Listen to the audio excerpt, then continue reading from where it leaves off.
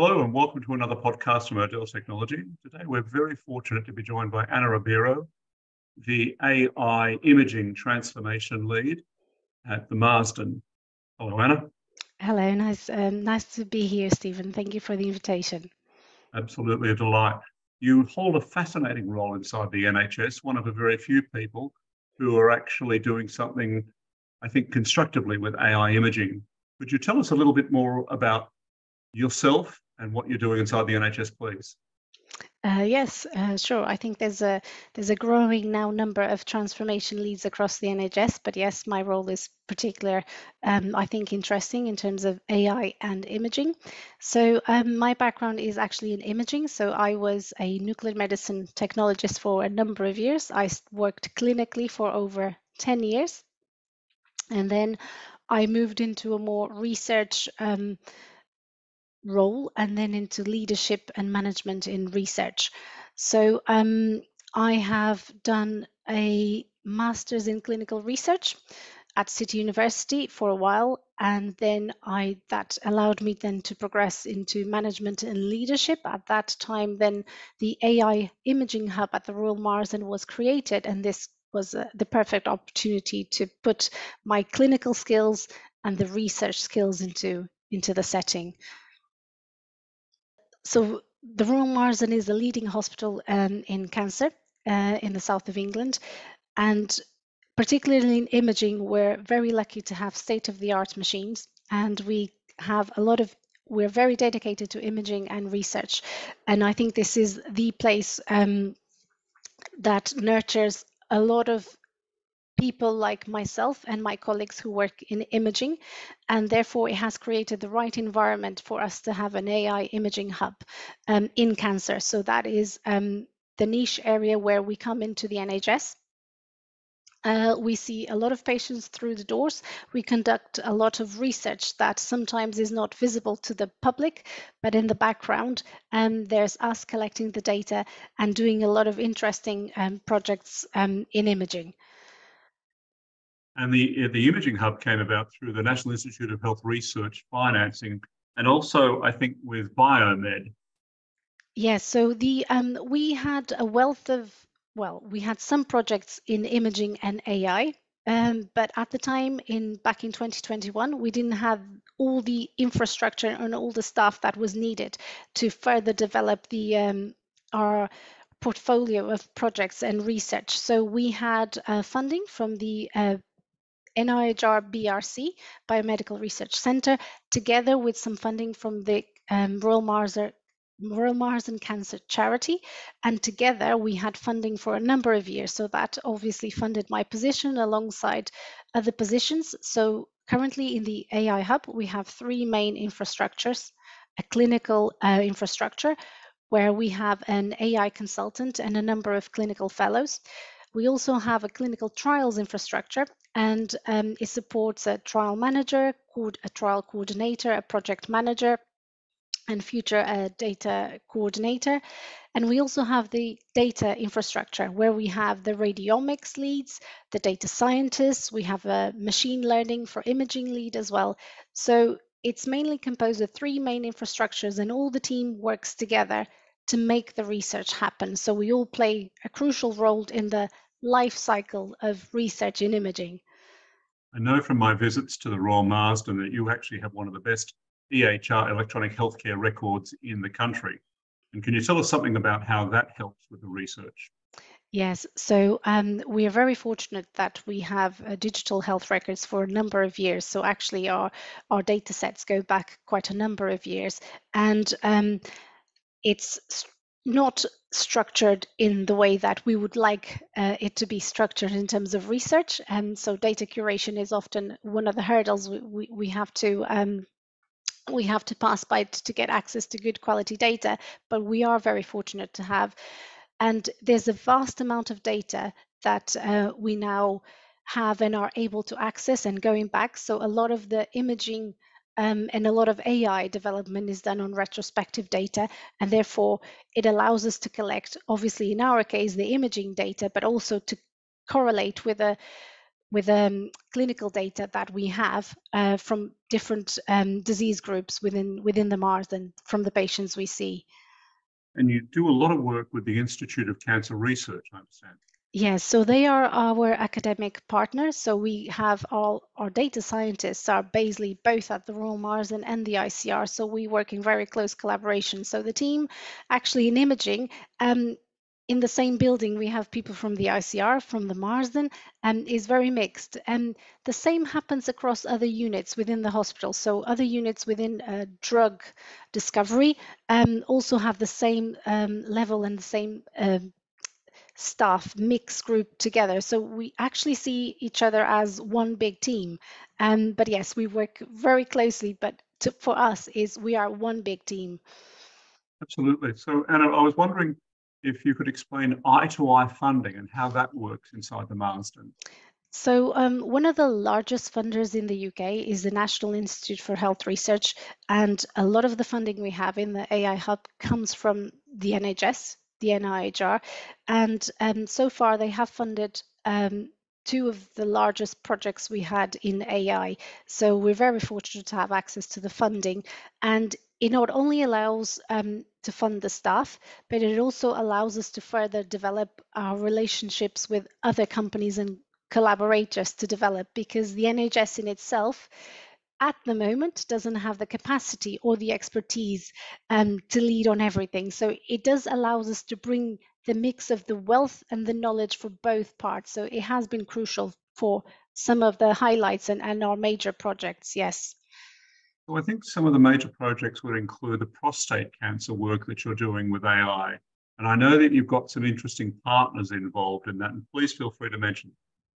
Yes, so we have a collaboration with a company, they're called Mint Medical, and together we developed from almost a proof of concept to real world implementation in the NHS. So we have developed a tool that is for advanced prostate cancer patients that monitors the disease. So from imaging, particularly from whole body MRI, which is a particular type of MRI scan, we're able to assess treatment response for patients with advanced metastatic disease, so cancer in the bones. It has been a successful partnership, and we have now 2 NIHR funded projects, and we're about to roll out the technology and the software in other NHS sites. So this was obviously possible due to the funding from the NIHR, and I think there was obviously we had a lot of obstacles or hurdles to cross because we were new to the extent of obviously developing a software in the NHS with the NHS for the NHS, but also it was crucial for us to have a partner who we could collaborate with, who had the same vision. And I think in terms even of clinical investigations for imaging studies were quite novel because you don't see that many happening. And I think even the point of rolling it out to the NHS, obviously we had a lot of learning curves. It's still done within a research context, so we're rolling it out within a research context. So, but we hope to have the evidence later and to collect the evidence to prove that the tool is effective, and it will be hopefully meet the standards for NICE approval in the future. You're working with 7 NHS trusts on this project? Yes, well, 7 and plus. So we obviously are trying to engage with as many as possible, but one of the possible limitations is not only the availability of the technology and the availability of scanner time for trusts to be able to obviously offer that technology. This is obviously an imaging technique that is already available in some of the, in some trusts in the UK, not all though. So there's a lot of work to be done in rolling out the technology to others of this particular MRI technique, but also in terms of the resources. So clinical trials, particularly in imaging, are still quite rare, and they involved a lot more staff and a wide, broad range of stuff, especially when you're rolling out a technology. And you have to involve not only with the imaging department, you have to have information governance, you have to have the clinical teams who are going to see the patients, but also the IT infrastructure behind it to support the implementation of the technology. So there's a long list of stakeholders with who we need to engage. And given the times and a post-COVID time, resources are scarce. And this is obviously funded an academic study, so its funding is limited. And in terms of rolling it out to a large number of NHS, it does add complexity with the number of sites you want to add. So obviously there is almost a pre-selection to the sites who would be able to perform a certain number of examinations for it to be a viable partner into the study. Anna, I'm aware that you're being funded by Horizon 2020 EU project. Can you tell the audience more about that? Yeah, so Horizon 2020, this particular project is called ProCancer. So is aiming to be one of the largest repositories for imaging and clinical data in prostate cancer. So we are one of 20 partners, so is a large collaboration across EU. We are the only UK partner, and we are one of the clinical partners.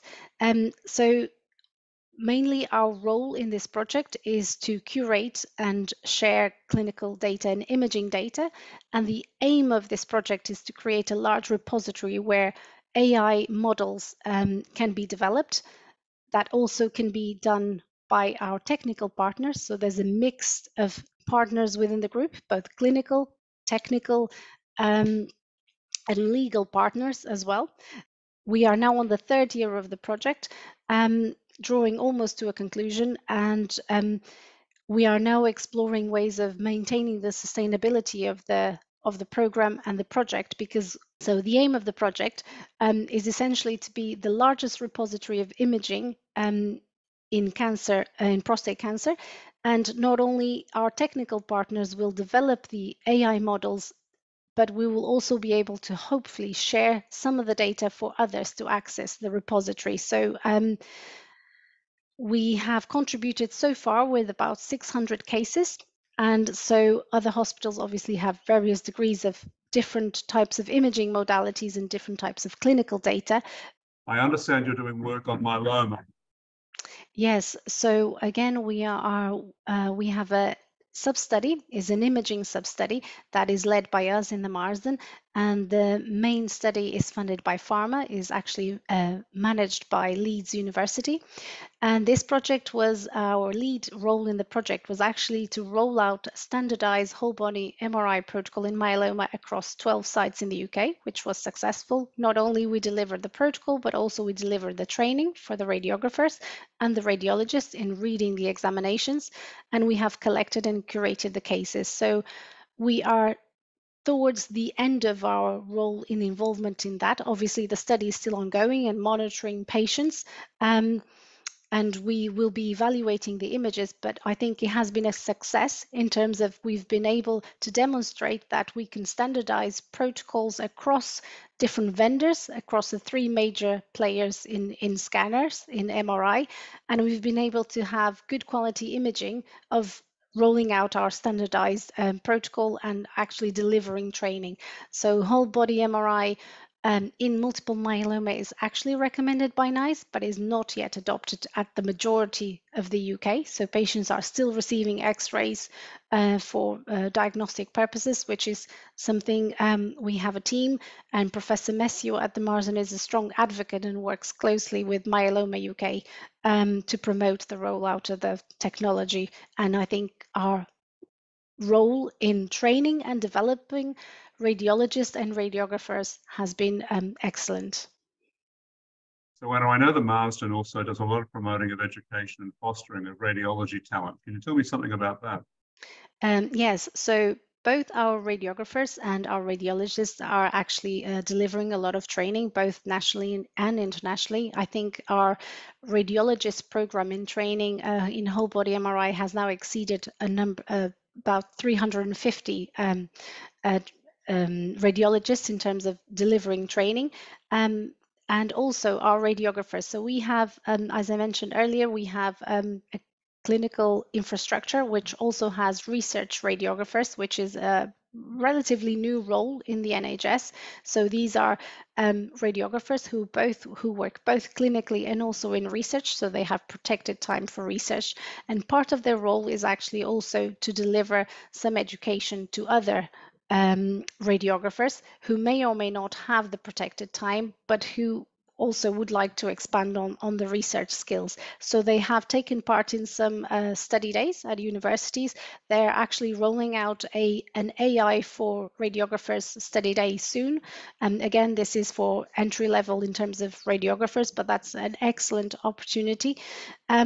And also internally as well is promoting what we do, because we work very closely with a clinical unit, and sometimes it's quite hard for the clinical staff who are doing day in, day out and scanning to understand what is the value that we bring in terms of research, and actually how their work is so crucial, because if a scan is not acquired properly, then is of no value.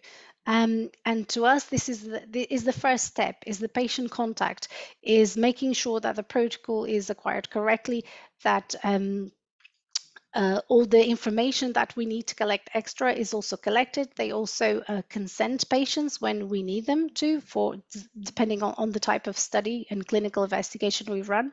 So I think it's very important to work closely with a clinical department, which is something that we don't live outside them, and we work in a close working relationship with them. And I think sometimes it's good to have the bridge of the people who work on both sides and understand both needs. So they understand when we make so many requests and additional information. So I think our radiographers are a powerful tool, and it is actually a good voice to have. And I wish more NHS Trust were to promote that, because that would definitely help in raising the flag for imaging in research. So, Anna, I think you are on a remarkable career path. What is it that young people even my age, would have to do to be in a position like yours? So I think I'm a strong believer in education. I think we should all try. Education to me is the foundation. So I think I'm only in this position today because I paved the way. I think having worked clinically is a huge asset, because I can understand the clinical side. I can understand how they work and what they need. But also having gone to do further education in terms of research has given me the foundations to understand how governance works. Also, some of the data knowledge and AI. I am not the expert in AI. I do not. I barely touch on Python, but I understand the basics to be able to translate that to people who don't, to both the patients, but also other healthcare professionals and other doctors who have an idea. So I think it's important to understand a little bit of everything. As I said, I have done a master's in clinical research. I am currently doing a PhD. And I think continuously challenging yourself is the way to go. And putting yourself forward to challenges. I think that's my motto. I never say no, which probably could go both ways. But I think sometimes I see colleagues, and same as with radiographers and also nuclear medicine technologists and other healthcare professionals, who see themselves possibly stuck to a clinical role. That hasn't got to be the case. We have a huge skills in terms of managing our time, managing the workload, having the patient skills, and understanding the clinical pathway. So I have a lot of colleagues who went on to have managerial positions, and that is good. And I think there is also something outside of that. So I think with the right skills, one of our research radiographers is actually very interesting in becoming a data analyst, for example. So that's, again, could be a changing career, because they have both the knowledge on the clinical side, but also then the data side of things. And I think that is where the NHS should put their money is in educating the existing workforce, because I think we have a huge amount of skills within the NHS. And I think if we nurture the staff, I think that is, data will become the center of our lives. And if we know how to explore that and maximize that, we can optimize our workflows, either being for time management in terms of scanner optimization, but also in terms of managing patient workflow. Everything will be automated. So I think AI will not take over the world, but I think it will change dramatically. And I think our relationship with patients, we possibly, hopefully, will have more time to be with patients, but also we have to become more efficient. So naturally, I think some of the opportunities came with the roles I was in and the nature of the projects I was in. But I think education was a key player for me, definitely. And I think continuous professional development is key to evolving and progressing within the NHS. And I don't think becoming a operational manager is the only route for healthcare professionals who want to progress further. I think there are more options, and I think we are seeing more of examples of that, and I think we will see more now with more AI and data roles being embedded into the NHS. I have enjoyed our meeting, thoroughly enjoyed our meeting. Thank you very much for your time today. Thank you. And I look forward to talking to you again in another 6 months as these trials unfold and we get to meet again. So I wish you all the very best, and I'll talk to you very soon. Thank you.